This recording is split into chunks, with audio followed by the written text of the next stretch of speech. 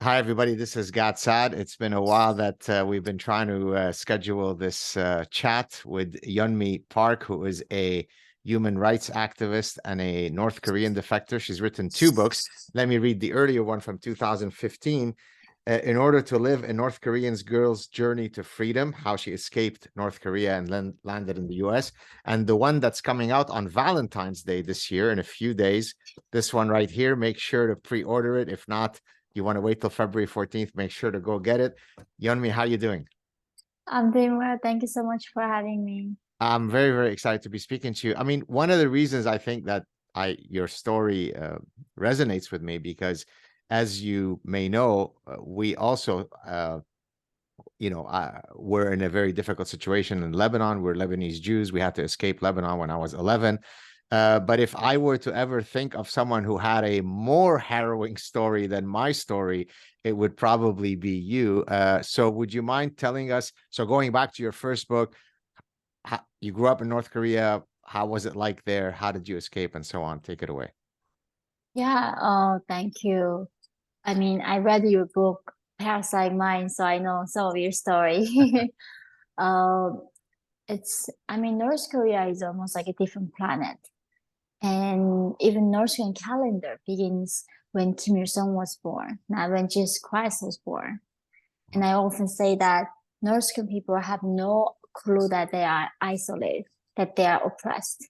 The definition of oppression is that not knowing is the definition of oppression. If you know it, you cannot be really oppressed. So when I was growing up in North Korea, the most common song that we had to sing every day at our school was Nothing to Envy. Those teachers taught us that we had literally nothing to envy in this world because we were living in a utopia. We were living in the socialist paradise. But however, the daily life was millions of people died when I was growing up. I was born in 1993, but Soviet Union collapsed right before, and they were stop subsidizing North Korea's economy. So more than 3 million people died, and daily life, everybody's like lost their family members during that time, and we did not even know that the outside world were free or had internet or had electricity. Till 21st century today in North Korea, they still cannot have electricity. It is literally the darkest place in the world right now. Wow. So, but I mean, how closed is it? I mean, do people know that the World Cup just happened? Do people know that France exists? Or, I mean, it's difficult to imagine that a country could be so, hermeneutically sealed the way North Korea is. Give us a sense of how closed it is. It is. So I'd say so North Korea began in the idea of complete equality, the equality of outcomes. Nobody is poor, nobody richer. So North Korean people loved the idea initially, right? The Kim Il-sung, our first dictator, he promised us the utopia where there's no injustice. Everything is going to be taken care of by the government. Free healthcare, free education, no taxes, no private property. Everything was free and everything was public to share. Once people gave all their rights and their land and everything they owned to the government in the hope that they would be just and then sharing it equally between people, the regime literally divided people into 51 different classes. And 51. yeah, Okay. what is shocking about North Korea's caste system is not like we don't have a diversity of different religion or race. We are a homogeneous country with the same language and people look the same and with the same genetics. And how the caste was divided was very similar even like today in America, unfortunately, based on what your ancestors did. So nowadays in America, if your ancestors perhaps owned a slave, that you are guilty and you're a privileged class, right? You're an oppressor. But in North Korea, based on what your ancestors did, like was you a landowner, then your blood is tainted. Was it a trader? That was a capitalist, then your blood is tainted. Was it an educator? Of course, that's a bourgeois. So that's your, so depending on what your great grandfathers did, that our class will be determined by the regime even before we were born. So based on that 51 different classes, Like Kim Jong-un, he goes to school Switzerland. They go to get educated in Moscow, Beijing, London. However, the people like in the bottom class, which is 90% of the population, I've never even seen the map of the world.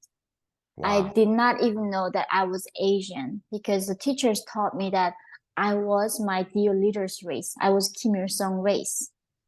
North Korea has a different time zone. And as I said, we had a different calendar, right? So it's a complete different planet at this point. Incredible. So where in the 51 casts, what was the number of your family? Where were you?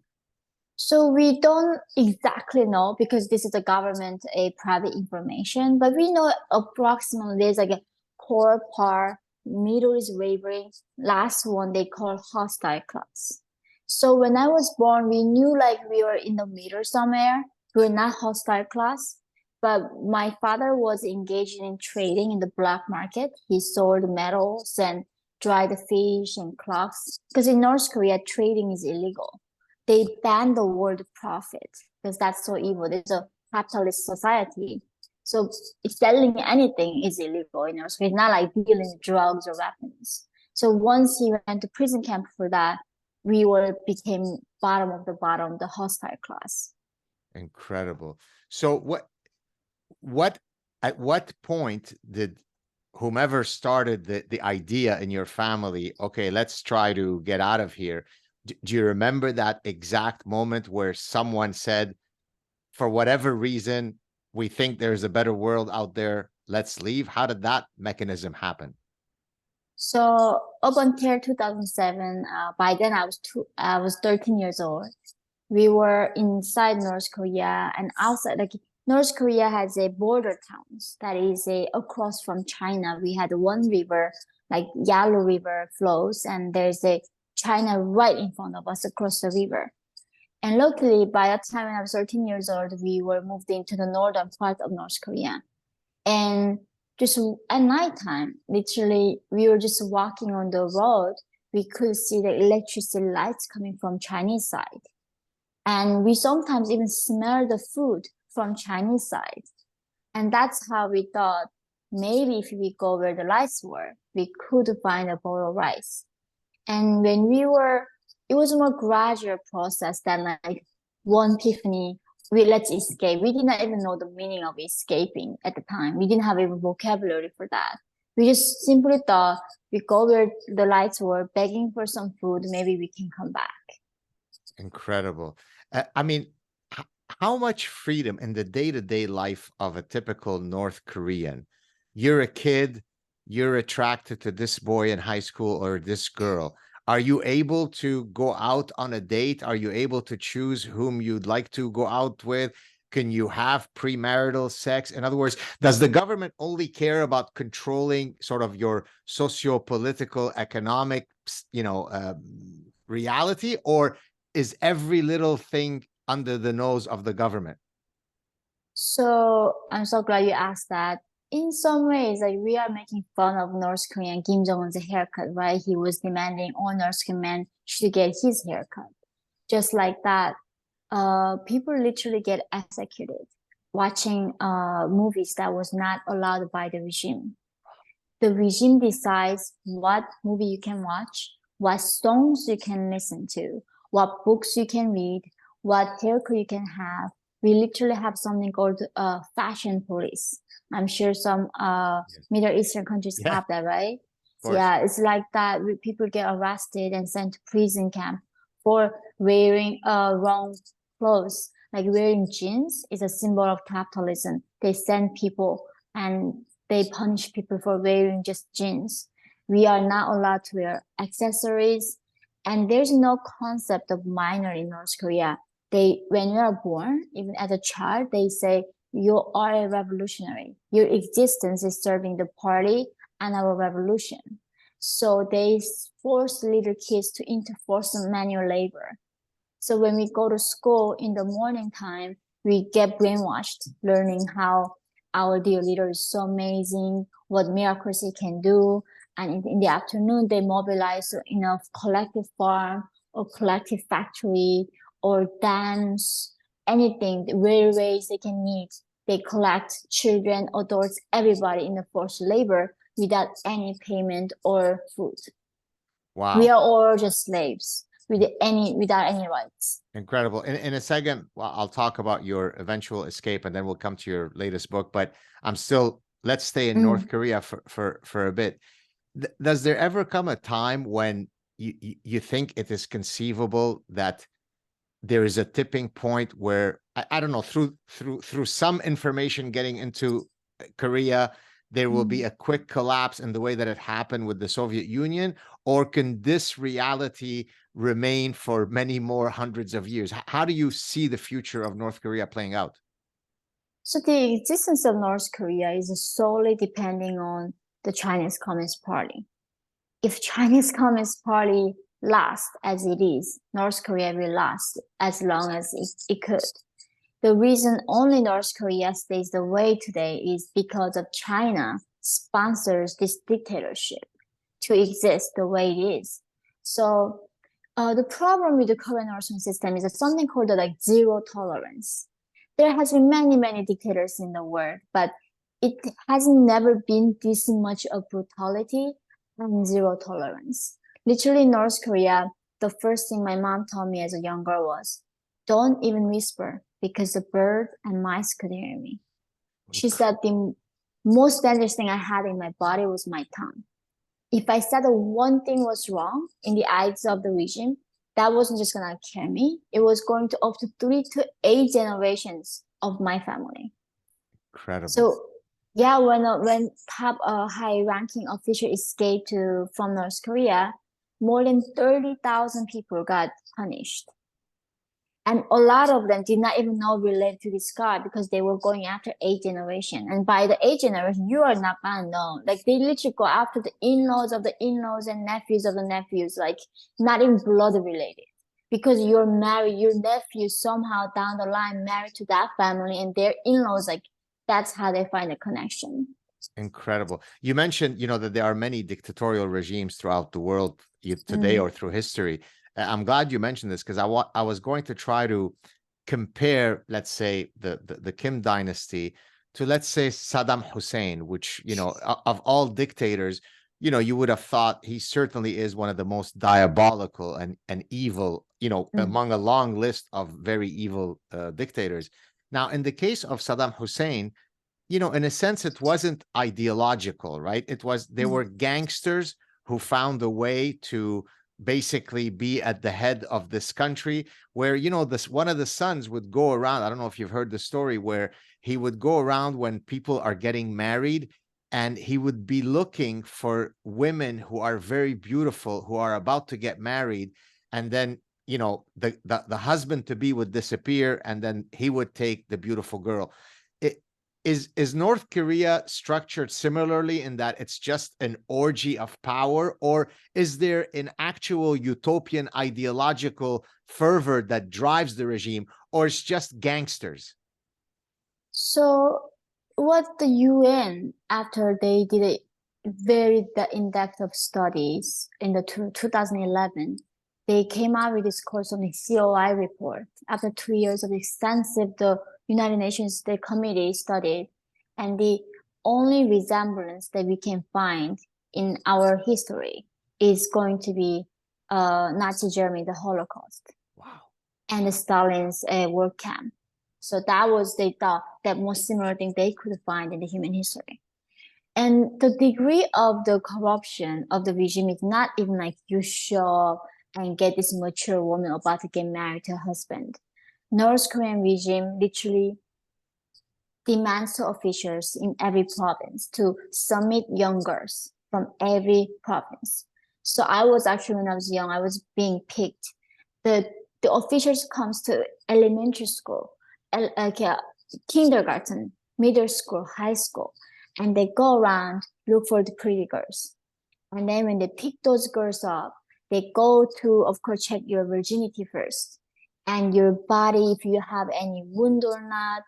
And they check your family history, if you have any tainted blood in your family. And then they take them to Pyongyang when they graduate from high school, when you are 17 years old or 16 years old. and then they groom you to become a masseuse, or they divide in 3 different groups. Like it's something called the pleasure squad. The masseuse group and satisfactory group is where you perform sex act, and then last is the dance and singing group. And Kim Jong-un get offered each night like 2,000 harems every night. And then it's the only country that promises giving you 7 virgins in the current life, right? There's a lot of other countries in the Middle East promising if you sacrifice for your life for the great good of this God's will, I'm gonna give you those 7, virgins and give you the party afterlife. North Korea gives you that in the current life. That's why the average life expectancy of North Korean top officials is 5 years actually. They get because like in North Korean regime thinks if you're in power for 5 years, that's enough time to gather some kind of support. They need to be purged. But up until that point, they use something called gift politics. They gift you these girls. They gift you all the goods and luxuries in the world. So this guy is like completely lost during the time, and even though they're gonna get eventually killed, like Kim Jong killed his own uncle, right? Who made him to become in that powerful position. He killed his own uncle. And so it's unbelievable corruption. They one of the guys was so psychopath who is right now current #2 power. I think he's a father-in-law to Kim Jong-un. It's his wife's father. He's so perverted that he would take all the teeth out of these girls so they can perform better, when they kiss him. And this is the dark age where there's no more law, common sense, or human rights or dignity. Just they using these 25 millions of human beings as their not even toys, just however use they can, however way they can kill. Like there's no accountability, right? There's nobody international community that watching them what they're doing. So they can do whatever they want because China forever going to protect them. So in your case, you left when you finally escaped from North Korea. How old were you? I was 13 years old. Okay, so it was before you were chosen for the pleasure, whatever you called it, the pleasure groups? Yeah, I was selected at school, but then they looked it up. My father was in the prison camp. So then my songbun, which my caste was not good enough to go. So even picking the sex slaves with North Korea, they still care about what your family line was. And the why parents are so grateful when their children are chosen for this is that at least their children not gonna die from starvation. At least during the time when they serve the dictator, they're gonna get fed. And that's all you are hoping for in North Korea as a parent. So if those girls that are chosen to be part of the pleasure squad for X number of years, once they complete their duty in the pleasure squad, then they go back to their regular lives. Are they viewed as stigmatized because they've been used by these other men, or you're no longer a virgin, nobody wants to marry you, or it's okay, it was an honor for you to have been raped by all these important guys?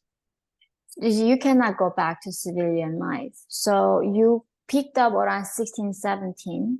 And for Kim Il-sung, Kim Jong-il, they believe that having sex with the young girls would give them some young energy and make them live forever. So they would rape like young kids, like who's even like less than 10 years old. But these professional pleasure squad members is not only just have to perform sex act, they have to have skills, right? They have to know how to massage and dance and perform and like very erotic dances. And they have a lot of these dances with the origin, like they need to learn how to take off their clothes, all of that. So these girls usually finish their serving, almost like service, like military service, they call it. It's fake military service. But by the time when they're 23 or 24, then they think they're too old to use. So by then, when they have to get out, so when they got picked up by 16, 17, they ask parents to sign a thing that they're never going to see their daughter ever again in their life. Because these girls were partying naked with the dictator and other top officials. They cannot go on to civilian life and talk about that. Sometimes they give them shots to they can never murmur the words, make them how do you say to cannot speak? They're mute. yeah, they do that to some girls. And then some girls, they make them marry to the bodyguards. So they give the picture to these girls, like, okay, why don't you select one of these guys? Because these bodyguards also have to be so brainwashed to defend the dictators and the top official with their own life. So they get gifted these used girls in their mind, giving this curse to the bodyguards, because the bodyguards are also gonna see everything by being present in these parties and everything. They see everything, so they match the bodyguards and these girls who know everything and cannot be revealed to the public society. You know, one of the things that makes, your story, or, my story, which, as I said, I think your story outranks mine, and that's pretty difficult to do, is that it contextualizes for Westerners when they whine about their first, the first world problems and all of the made up problems that they worry about. They really don't appreciate that there's a whole buffet of societies out there. I mean, that need not be as bad as North Korea, but that are a lot worse than what we have in the West. And that's why I think, voices like yours, Ayan Hirsi Ali, people who've lived through actual misery and victimology are such important voices, which I guess that's kind of what you get to in your second book.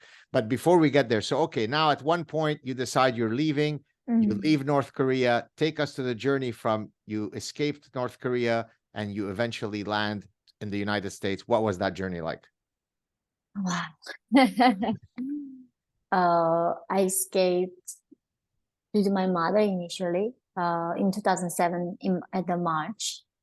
And we had to cross this frozen river into China. And there were guards in every 10 meters with the machine guns ready to shoot anybody who crosses the river. So those guards are not going to be sympathetic to you. They're going to try to get you back to North Korea, or will they be open to protecting you? Oh, they're going to shoot you. Oh, they're going to shoot. Okay. Yeah, I mean, it's North Korea is the definition of hell is you are not allowed to leave the country. It's not like even Iran. The countries are like let you go, right? A lot of horrible countries still let you go. North Korea is different. These are North Korean guards. I thought you meant you're in China now. Okay, got you. So Chinese border guards does the same thing. They catch you and send you back to North Korea. Right. Okay. So we have to evade these guards, and they're everywhere.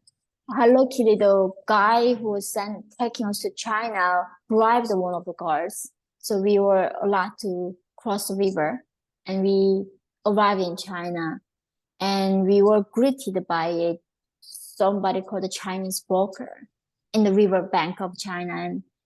And first thing he does was raping my mother. And then he took us to a shelter house. And then he asked another broker to come from the inner land of China and negotiating our price. So they sold my mother for $65. And they sold me just above $20 because I was virgin. I was young. Young virginity is very valuable among these perverted traffickers. So I was a lot more expensive than her. And then I got separated from my mother from there on. I was bought initially another trafficker. So there's a lot of trafficker wings, right? Each time that we are being sold, our price goes up. He was, of course, trying to rape me. So I was going to kill myself. I couldn't take that shame. And he said if I become his mistress, he could help me to bring my family back to me. So, at 13, I thought if I can sacrifice myself, I can bring my family. So I did become his mistress. And he brought my mom back from the farmer that he sold to. And he brought my father from North Korea who was sick outside prison camp.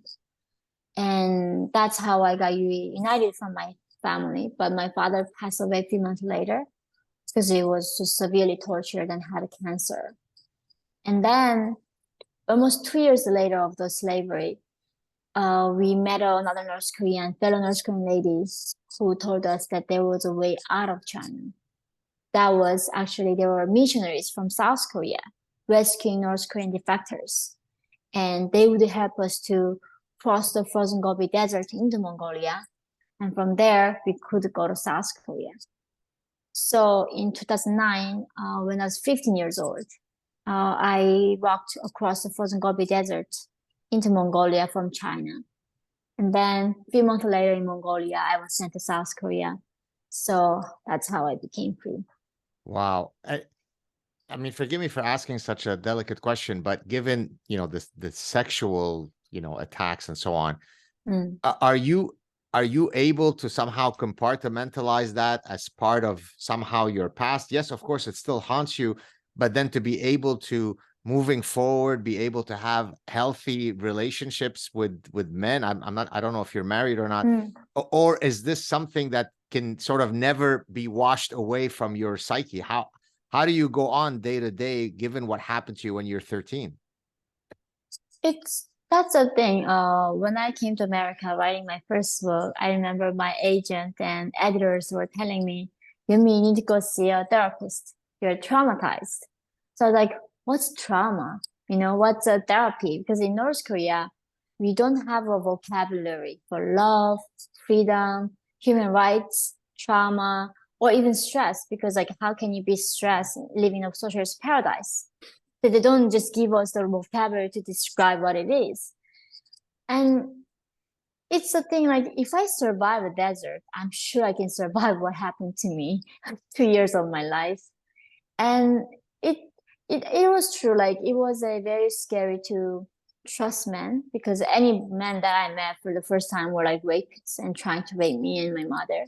But it I realized my father was a man and he was such a wonderful person. And to keeping that perspective and, it's not generalizing things, I think helps. So I love men and I have a son actually Oh, who's, yeah, and it's the most amazing thing. And I'm a huge, support of men right now, especially this time of age. I wish more feminists who go in women's studies program could. I mean, I'm sure millions have already heard your story, but because when they start with their, all men are rapists and toxic masculinity, here is someone who has really experienced, brutality coming from men and yet is not willing to throw every man under the bus. So that's a very noble thing of you to do. Okay, Oh. so then you make it to the United States. You obviously don't speak a word of English. Oh, I was in South Korea. So I said like Oh, I you was learned there. escaped to That's right. Okay. so I went to South Korea for 5 years. I was in the university and 1 year I was like my university said in order to graduate from university in South Korea, you have to have certain degree of fluency in English. So I Googled one day how to learn English and they say watch American TV shows. And then I looked up this show called Friends. Oh So boy, it's one of my most hated shows. Yep. no, Okay, really? go on. Okay. Go on. So I watched Friends for 10 seasons, like 30 times. And that taught me English for sure. Incredible. Yeah. So okay, 5 years there. You finished your university degree there, or you didn't finish? No, my junior year, that's when almost end of junior year, I came to America to write the first book when I was 21 years old. Wow. Okay. And so that's how I began my education in America from there You on. you went to Columbia, correct? Yes, yes. And was it I mean, we'll talk in a second your exposure to, to the woke ideas and the parasitic ideas, but was it easy for you to at least socially integrate yourself within the, university campus social system? It's in so in maybe just being friends with the people at Columbia, you mean? Or Yes, yes. yeah, it's it's a interesting experience. And also by the time when I was at the university, I was like 22 years old, right? And I have seen the world way longer than I guess these people. I felt like 1,000 years old. So I did have the problem where I had to sympathize with their problems. Like for instance, my friends want to go eat at this restaurant. Apparently, it's very popular. They want to be in the line for like hour, like 2 hours. And for all my life, food was about quantity. It was never about quality. So I couldn't understand why on earth would you spend almost 2 hours of your life standing in the line to get this food. There are a lot of people like selling food next door. Right. And also like it's hard to their problem is, okay, I went out this guy, he doesn't call me today, and they're in tears, and their world is falling apart. And I'm like, that's not even a problem. There's an actual problem in the world. And so it was very hard. Eventually, could never get in depth friendship.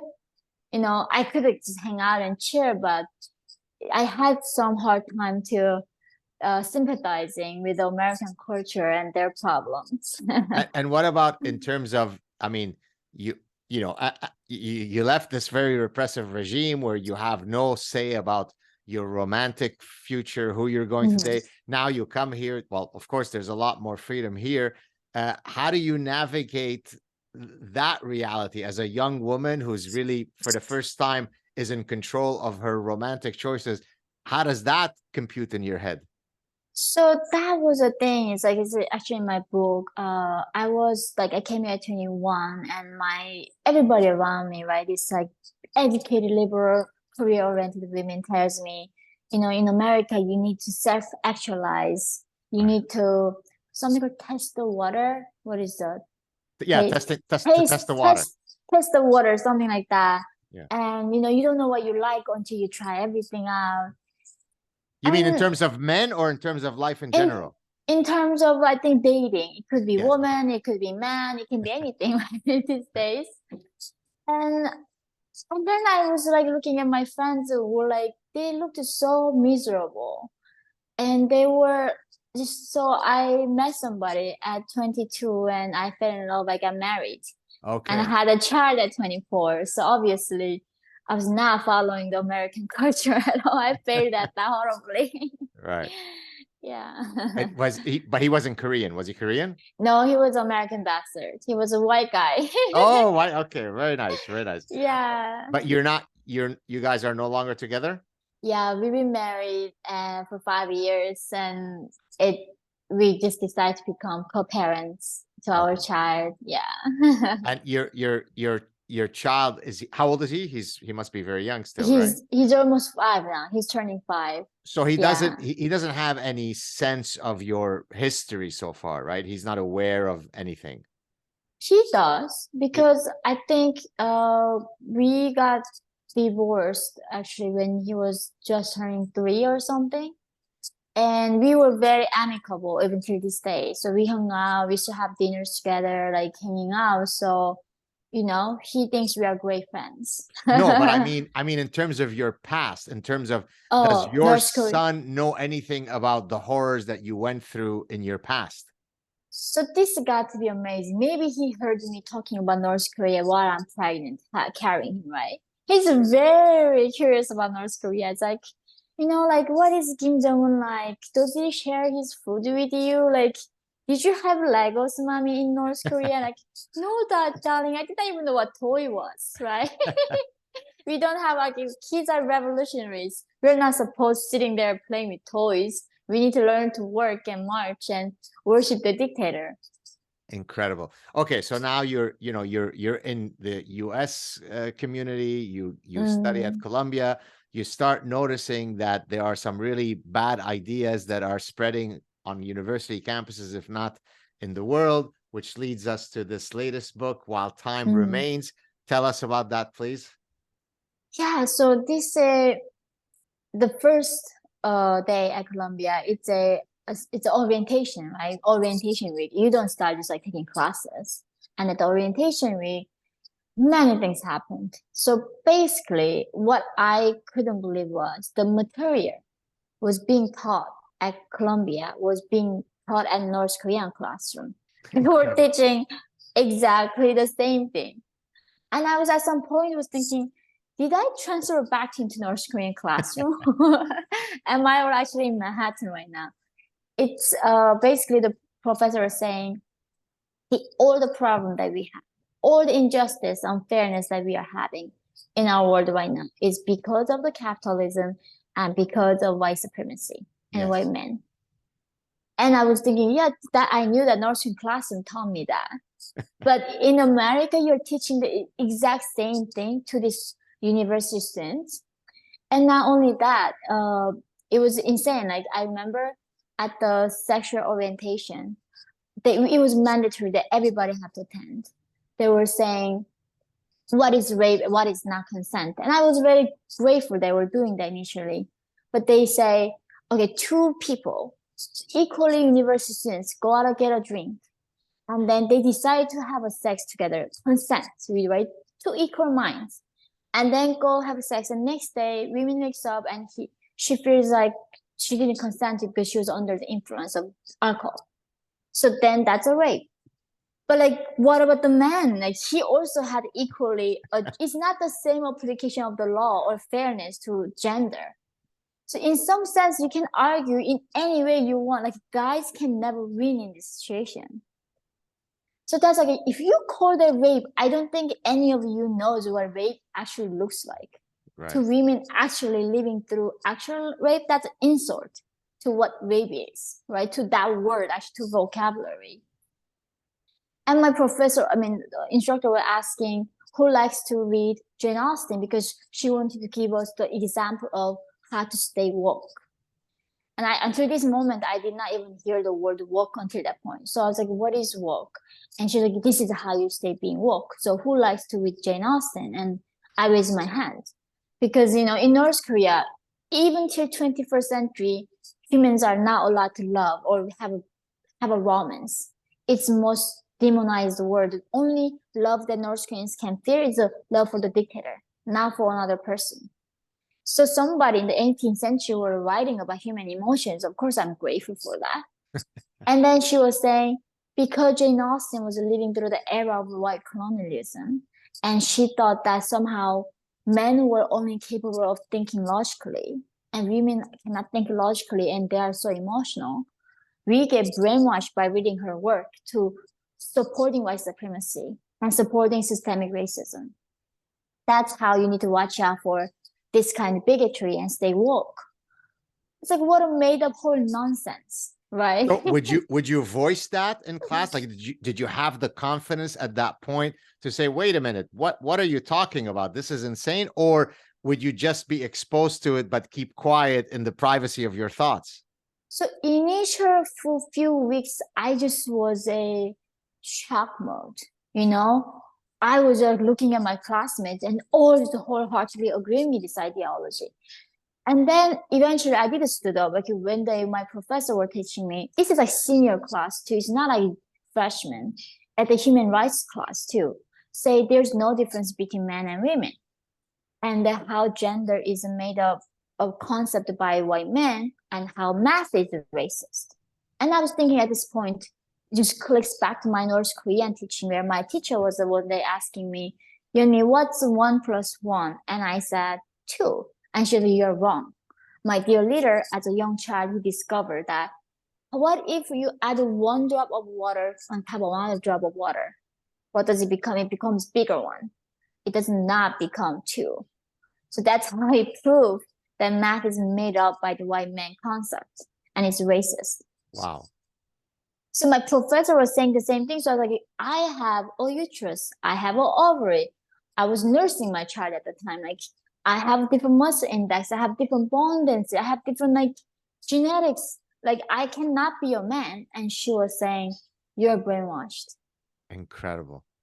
Hence the parasitic mind. Hence the parasitic. Yeah, exactly. So were you able, because of the power of your personal history, to get some of the woke people to pay attention to you precisely because you've got your harrowing, or even someone with your history could never break through their brainwashing? No, you can't, because in another class, they talk about how the white men silence all the people of minority, and now we have to study this thing called the Western civilization and their music, right? Like how oppressive this thing is for the minority people that we need to study Beethoven and Mozart in the land of the West. So I was like, I have no problem. I love their music, first of all, it's very interesting what they created. And they were telling me, I cannot understand what oppression is because I'm a white passing person. Right. So what do you know about oppression because you're a white passing person? Or internalized whiteness you have, right? You've Yeah, internalized the codes of whiteness. So even though you may be North Korean, in effect, you are white. yeah. So even though what oppression is, like I literally went through the actual oppression in my mind, but for them is that I cannot possibly know what oppression is because I'm a white passing person. And I think at this point is like it's got to be a brainwashing they went through, right? It's not about them being bigoted or not understanding. They are so wired this way since they were little kids, like North Koreans have been, that they cannot see the logic and common sense and truth at this point. It's like me believing that Kim Jong Il could read my mind up until China. I was so brainwashed to think that they were gods, right? That's what they're telling me. They could know how much hair on my head. Yeah. And it's the same brainwashing happening in America, so they cannot process that. Somebody cannot read your thoughts. Wow. So in the book, you're basically arguing that, look, the same kind of, brainwashing and parasitic ideas that I saw in North Korea, I'm seeing it here. And the end result is not a pretty one. So wake up already. That's the general theme, correct? It's just so many. Like, that's how they go after science. They have how they go after history. And what shocks me to this day is my son is who's half white and half North Korean, and he got so screwed, right? He's Asian, he's oppressed now, class, and white obviously is. What shocks me is, as I said, like how North Korea divided people into different classes based on what their ancestors did.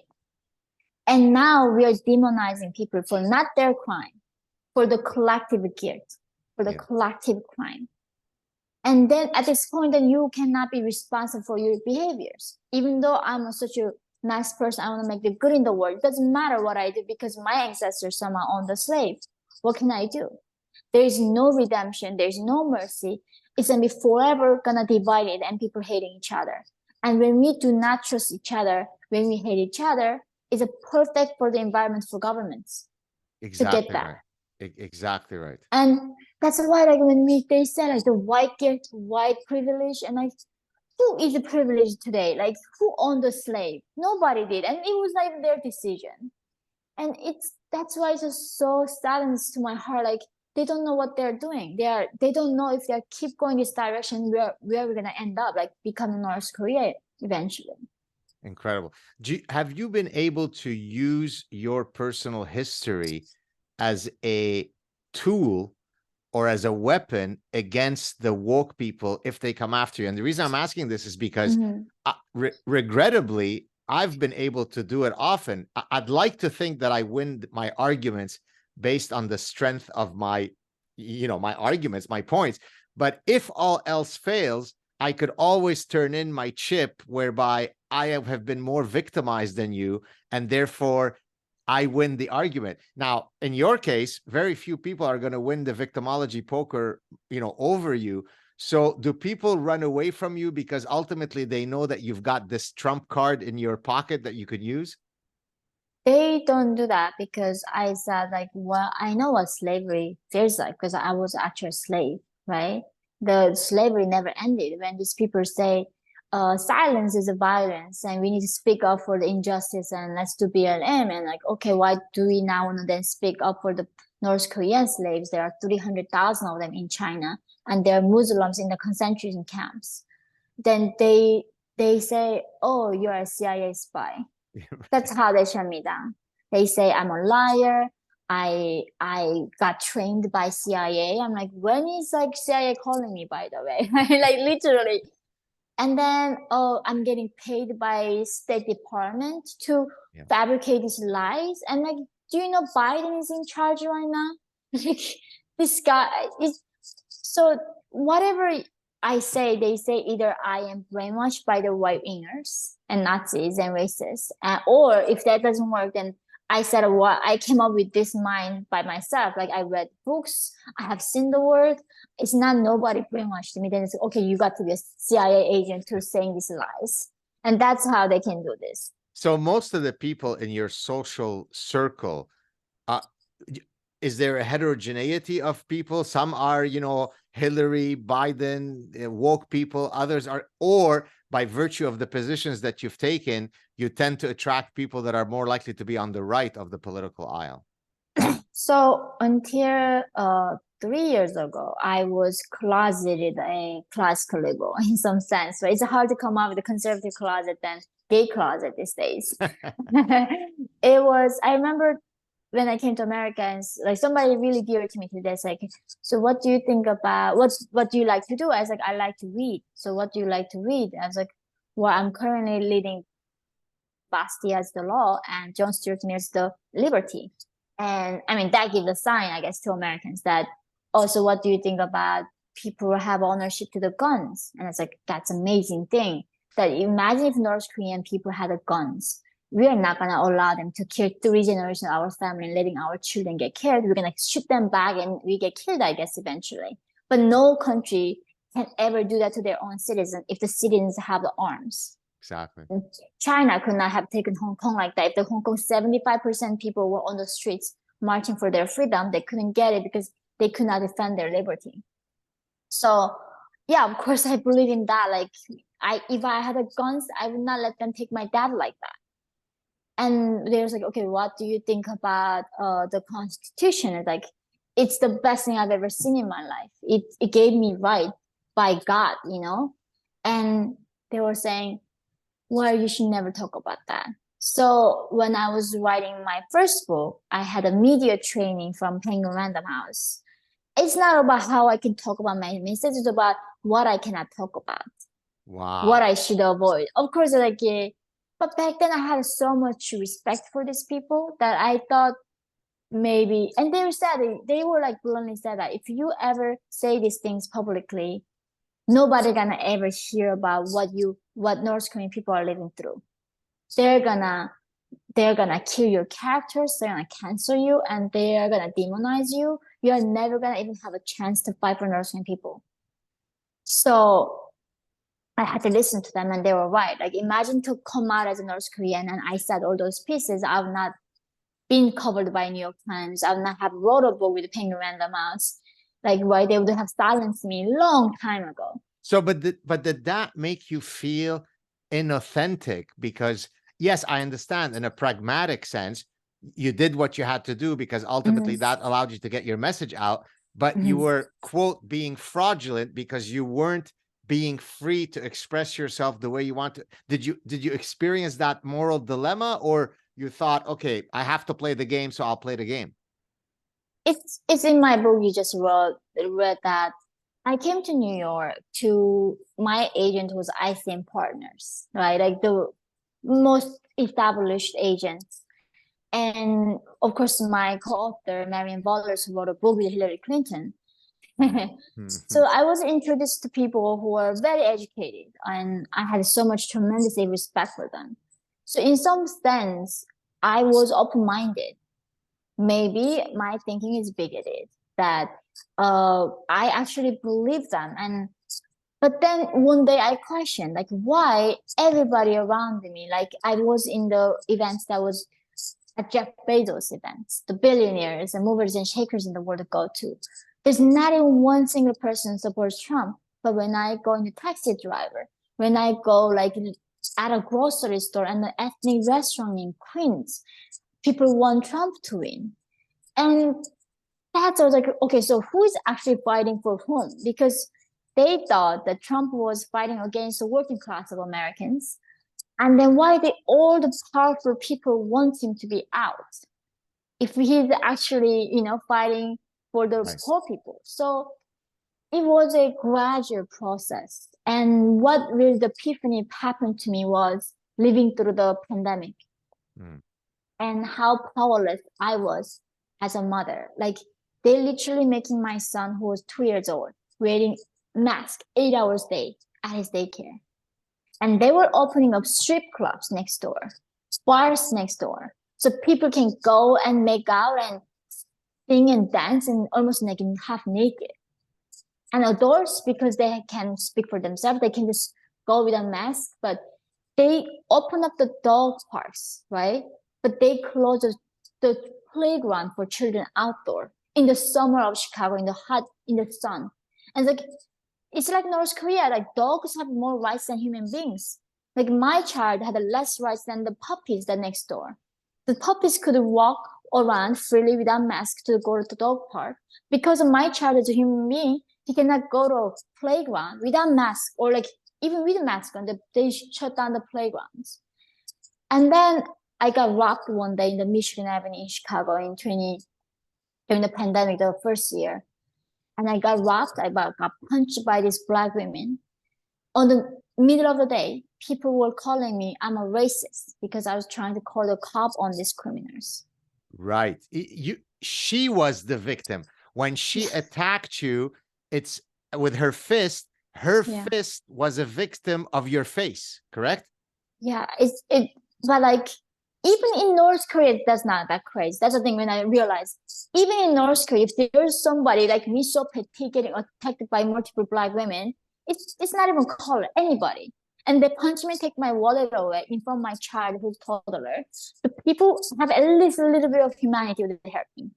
But at that moment, all that people could see was the color of skin. They thought Black people can never be a criminal because they can never do wrong. And I'm an Asian, like well-off Asian these days, right? Any Asian somehow well-off, that I cannot be a victim. So they were calling me a racist and letting these girls to run away from me. So I cannot call the cops on them. Wow. And that's when that's like, it was not just the college campus was crazy. Like at that point, I thought okay, maybe the universities were that crazy. The general public got to be sane, right? At least. And then just seeing from my eyes, no, it's not. People gone mad. Like the madness of the crowd is like right here. So now that the cat is out of the bag, that you're no longer modulating your positions, do you feel that that might, negatively affect you being invited to the cool kids parties because you're no longer as woke and liberal as they otherwise thought you might be? Of course, like I've been canceled last year by speech was going to give at Samsung Electronics in the US. I was going to talk about purely how I escaped about North Korean peace, not about US, the education, any of that. And 2 days before my event, the head of diversity calls me. And he says, your political ideas are too controversial and does not align with our values. It's so funny though, because I became American last year. And in my citizenship exam, the lady asked me, have you ever persecuted anybody for their political opinions? If you said yes, you cannot become an American. The eligibility to becoming American is you cannot persecute people for their political opinions. And these people doing that, they cannot become Americans if they were foreigners, obviously. What an incredible story. So what's next? So, your first book, here's my story out of the hellhole of North Korea. Second book, I'm now in the US. Here are some problems I'm seeing that are similar to how it was in North Korea. Where do you see, I mean, first, do you foresee you remaining an author? And if so, what might be some future projects that you might work on? Yeah, I think before it was that I want to fight for Russian people because it's not like it's enough that I survived. Now I can just cut that bridge. Okay, you guys do whatever you want to do. I still have loved ones there, and you have actual genuine survivor skills. Like you do question. It's not that I fought harder than anybody else that I made it. Somehow I got extremely lucky that I got out. There are only just above 200 North Korean defectors made it to America over the last 80 years. Wow, 200. Yeah, 217 or 100 to 109 or something. That's like that. to the US. But what about in total anywhere defecting out of North Korea? What's that number? There are 300,000 North Korean slaves in China today. 300,000. Yeah, they are modern day slaves. They are sex. Their organs harvested out of them. They get raped. They get killed. It's undescribable like things happening to those people, and I wanted to rescue them. But the thing is, Michelle Obama has no problem for standing up against girls who were captured by ISIS or Boko Haram, but nobody wanted to stand up for the girls who were captured by CCP. And one of the Hollywood studio wanted to make a movie about my first book, and then I got the script from this producer, and in the script it was saying that China was my promised land, that China gave me safety and protection. So I called up the producer, like, this is not what happened. You know the story. And he said, this is the only way we can make a movie about North Korea in the current Hollywood. Incredible. So the CCP has its tentacles even in the creative process of the big Hollywood studios. Because all the studios need funding from China, and they need to distribute in China because that's a big market. So it's not that different. Of course, you are not going to get executed if you said something wrong thing. But now in America, you're character assassinated. You lose your livelihood, right? There's actual consequences of disagreeing with the elite's political correctness. So in North Korea, the party decides what is the truth, what is justice. In America, the mainstream elite decide what is justice, what is not, what is violence, what is not. And if you disagree with their commitments, somehow now you're outcast and you lose your jobs, you lose your livelihood. And like you, I've been making YouTube videos. And during the Me Too, that they were so passionately talking about how women get sexually harassed in the workplace. I was like, okay, please, like, it's my time. Let me talk about how women in North Korean women do that in China. And then Google demonetized any video that I criticize China. So I reached out to them, like, do you not support the Me Too? Like, you supported Me Too in the US, right? Like, why not for North Korean women? They just simply said, our guideline does not allow this to happen. Incredible. Wow. Yeonmi, I could keep you here for another 5 hours. It's unbelievable. Please stay on the line so we could say goodbye offline. I do come, every couple of months to New York. Now that I know that you live in New York, maybe we go for a drink when I come next time. Absolutely. In K-Town, I will treat you to soju. Oh my goodness. I'm so excited. Thank you so much. What an incredible story. You're a real, genuine spirit. It was a pleasure to meet you. Thank you so much. Thank you so much. Cheers.